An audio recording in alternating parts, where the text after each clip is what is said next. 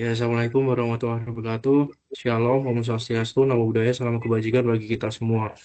Sebelumnya, kami akan mempresentasikan hasil pekerjaan dari kelompok 19. Sebelum memulai presentasi, izinkan saya untuk memperkenalkan diri. Nama saya Resi Akbar Firmansyah, dan teman saya. Saya Nada Putra Bayu.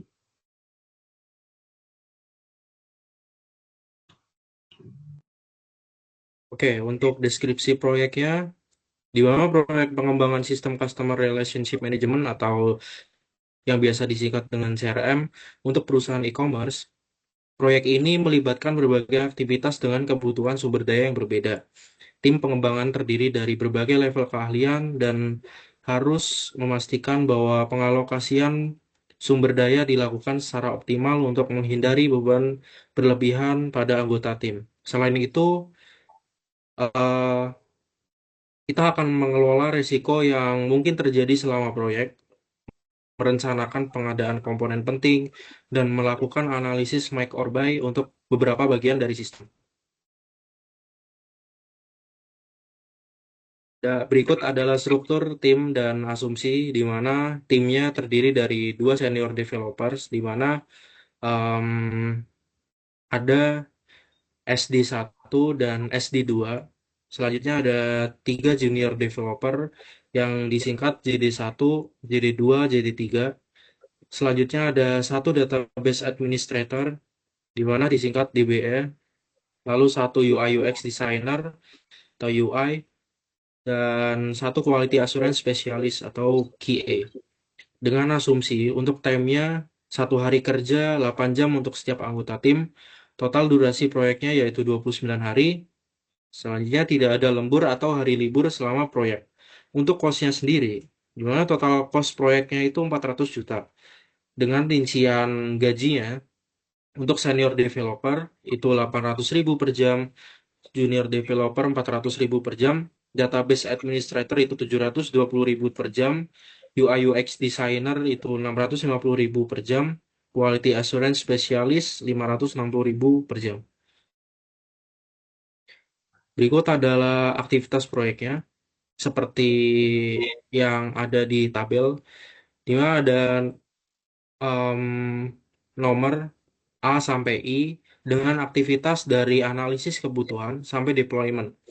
Dengan durasi untuk analisis kebutuhan itu sendiri 3 hari, desain basis data itu 4 hari, pengembangan backend 6 hari, desain frontend 5 hari, pengembangan frontend 7 hari, dan selanjutnya. Lalu untuk ketergantungannya sendiri, di mana B ini dijalankan ketika A sudah selesai. Lalu C dijalankan ketika B sudah selesai, D dijalankan ketika A sudah selesai, dan selanjutnya. Untuk sumber daya sendiri pada analisis kebutuhan itu DBE, lalu ada SD2, lalu pada desain basis data itu ada DBA, lalu SD2 juga, dan seterusnya. Pada human resource leveling ini, kita menemukan critical path-nya yaitu A, B, C, F, G, H, I dengan total 26 hari. Di mana resource over allocation sendiri SD1 ditetapkan untuk aktivitas A, C, F, dan I. Aktivitas C dan F overlap. Dia menyebabkan over allocation. Lalu untuk UI ditetapkan untuk aktivitas A dan D. Aktivitas ini bisa menimbulkan overlap. Lalu ada JD2 ditetapkan untuk aktivitas D, E, H. Aktivitas D dan E adalah sekuensial, tetapi membutuhkan penjadwalan yang cermat. Untuk langkah-langkahnya sendiri, yang pertama ada pembagian sumber daya, di mana aktivitas C yang berisikan SD1 dialokasikan paruh waktu untuk mencegah kelelahan. Lalu SD2 dan JD1 penuh waktu agar aktivitas berjalan sesuai jadwal. Selanjutnya ada penggantian sumber daya, em, aktivitas F, yaitu integrasi API, di mana SD1 digantikan oleh SD2 karena SD2 memiliki keterampilan yang setara dan waktu kerja yang lebih longgar.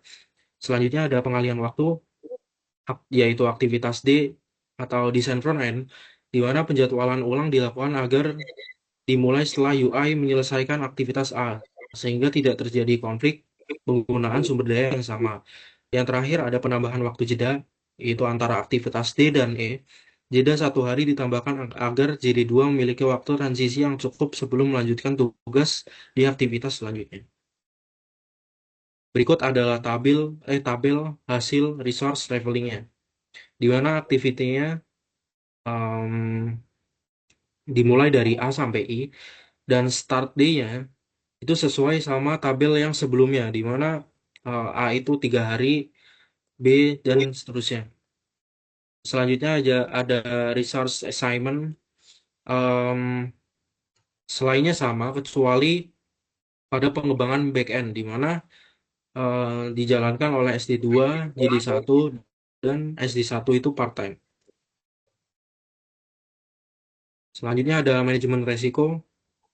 Ini mencakup identifikasi 3 risiko utama, klasifikasi berdasarkan dampak dan kemungkinan, rencana mitigasi dengan langkah pencegahan dan tindakan yang mana keadaan atau situasi tersebut mungkin terjadi atau tidak terjadi, atau yang mungkin terjadi jika ada hal lain yang terjadi, serta tabel risiko yang menunjukkan dampak terhadap jadwal, anggaran, keberhasilan proyek. Yang pertama ada identifikasi risiko, di mana eh, kami mengidentifikasi resiko terhadap pengiriman komponen perangkat lunak, di mana penyebabnya yaitu penodaan vendor seperti yang tampil pada layar. Selanjutnya ada keterbatasan sumber daya manusia, penyebabnya ada absensi, resign, atau kurangnya keahlian. Selanjutnya ada ketergantungan pihak ketiga, penyebabnya kegagalan API eksternal, bug pada alat pengujian. Yang terakhir ini aktivitas yang terdampak ada F, yaitu integrasi API, dan G, pengujian. Berikut ada klasifikasi risiko, di mana kami mengklasifikasi dari sedang dan tinggi. Yang pertama ada keterlambatan pengiriman komponen, di mana dampaknya sedang, kemungkinannya juga sedang. Lalu keterbatasan SDM, di mana dampaknya tinggi dan kemungkinannya sedang. Selanjutnya ada ketergantungan pada pihak ketiga, dampaknya sedang, dan kemungkinannya tinggi.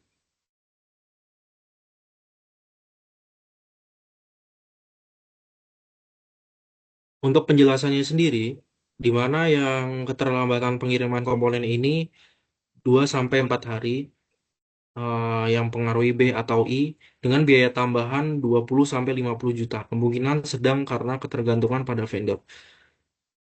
Selanjutnya ada keterbatasan SDM, di mana keterlambatan lebih dari 5 hari, C atau F, atau jalur kritis, biaya kontraktor 32 sampai 64 juta, risiko signifikan pada kualitas. Lalu selanjutnya, yang terakhir ada ketergantungan pada pihak ketiga, di mana keterlambatan itu 3 sampai 5 hari, yang pengaruhi F atau G, biaya tambahannya 30 sampai 50 juta, kemungkinan tinggi karena ketergantungan eksternal. Untuk slide selanjutnya akan dijelaskan oleh teman saya. Silakan, Bay. Baik, terima kasih. Selanjutnya ada rencana mitigasi risiko. Yang pertama, keterlambatan pengiriman komponen. Pencegahannya dapat pertama yaitu pengadaan awal selama A, hari 1 hingga hari ketiga, memilih vendor terpercaya dengan klausul penalti, dan cadangan perangkat lunak open source. Lalu ada kontingensinya, yaitu anggaran darurat 50 juta rupiah untuk pengiriman ekspres dan menggunakan server internal sementara. Lalu yang kedua yaitu keterbatasan SDM. Pencegahannya pertama pelatih silang untuk JD1, JD2, dan JD3 dengan biaya 20 juta rupiah. Dan pemantauan kesehatan dan kesejahteraan tim dengan kontingensi pertama lokasi JD2 atau JD3 ke C atau F jika memungkinkan, dan lembur terbatas dengan persetujuan tim. Lalu yang terakhir, ada ketergantungan pada pihak ketiga. Pencegahannya pertama, uji API selama C pada hari ke-8 hingga hari ke-13, dan menggunakan alat pengujian open source. Kontingensinya pertama, menambah pengujian 3 hari 13,44 juta dan kembangkan API internal 3 hari yaitu 19,2 juta.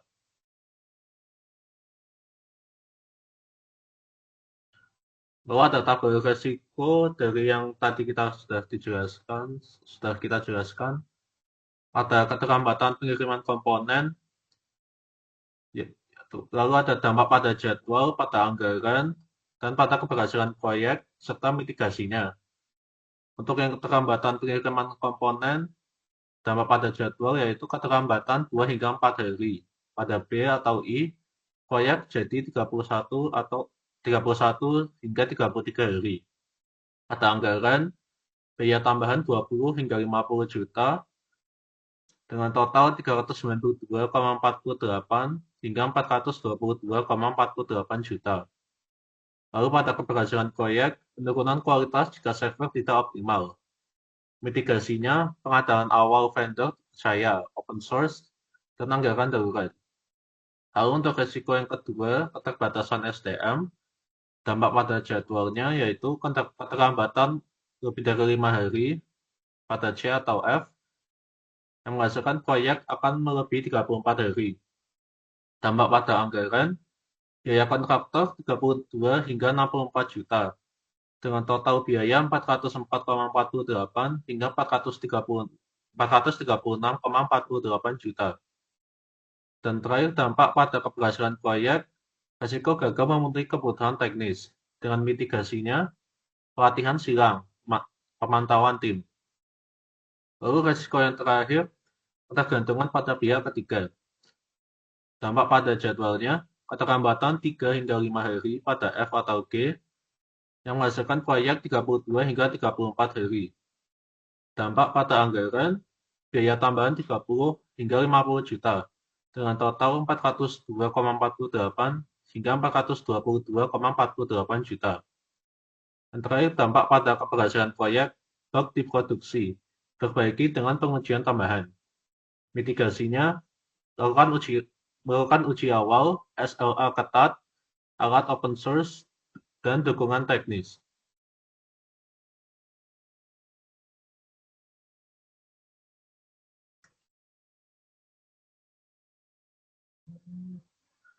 Lalu selanjutnya, tadi resiko sudah, lalu ada make buy analysis. Analisis ini mempertimbangkan biaya, waktu, kualitas, dan kesediaan sumber daya dengan fokus pada aktivitas desain basis data atau B dan deployment atau I yang bergantungan pada server. Komponen yang dianalisis yaitu server untuk mendukung desain basis data B, pengembangan backend di C, dan deployment di I. Pertama ada matriks keputusannya dengan kolom faktor make atau buy. Ya, pertama ada faktor biaya. Jika pada make atau paket server memiliki skor 3 dengan komponen 50 juta, tenaga kerja DBA 3 hari yaitu 17,28 juta dengan total 67,28 juta. Lalu untuk yang buy atau membeli server, skornya 2. Harga server 80 hingga 100 juta. Konfigurasi oleh DBA 1 hari yaitu 5 juta dengan total 85 hingga 105 juta. Untuk faktor kedua adalah kualitas. Untuk make, memiliki skor 3. Tergantung keahlian DBA dan komponen. Risiko kesalahan perakitan tanpa garansi vendor. Untuk membeli server, memiliki skor 4. Dengan pengiriman 3 hingga 5 hari, dan konfigurasi 1 hari, tersedia sebelum B, hari keempat. Lalu untuk faktor ketiga ada waktu. Untuk yang merakit server memiliki skor 2. Rakitan 3 hari, pengadaan komponen 3 hingga 5 hari, dan berpotensi menunda B, hari keempat hingga ke hari ketujuh. Untuk yang membeli server atau buy memiliki skor 4, dengan pengiriman 3 hingga 5 hari, dengan konfigurasi 1 hari, tersedia sebelum B, hari keempat. Untuk faktor terakhir, untuk yang merakit server memiliki skor 3, DBA tersedia, tetapi perakitan memerlukan keahlian tambahan.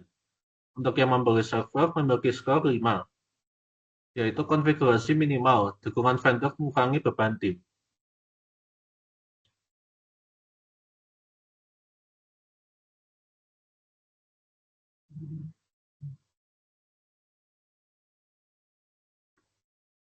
Oke, lalu ada Make Packet Server.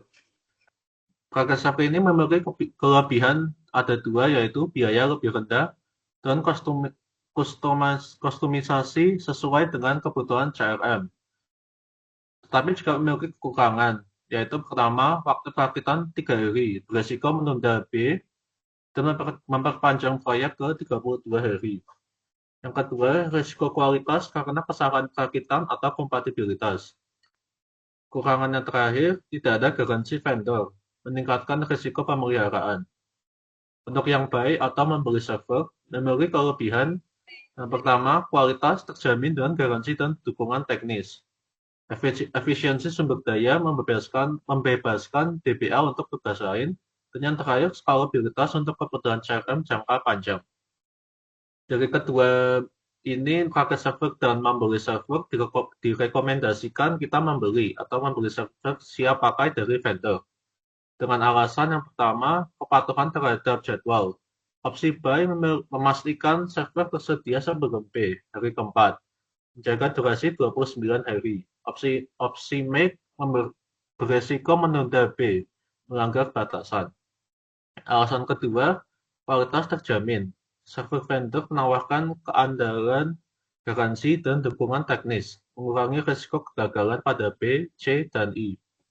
Yang ketiga, anggaran memadai. Biaya 85 hingga 105 juta masih dalam sisa anggaran. Anggaran sisa yaitu 127.520.000. Menyisakan 22,52 hingga 42,52 juta. Ya, sekian presentasi dari kelompok 19. Apabila ada kesalahan kata, harap dimaklumkan. Terima kasih. Assalamualaikum warahmatullahi wabarakatuh.